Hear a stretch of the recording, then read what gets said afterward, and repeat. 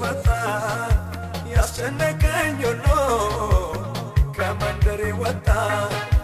ምሕረት ነው ወደደ ለሩትም አይደለም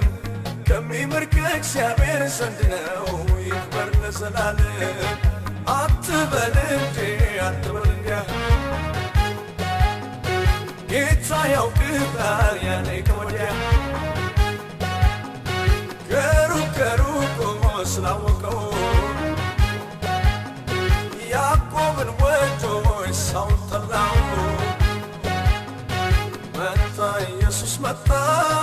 ገባ ከኔ ቤት ገባን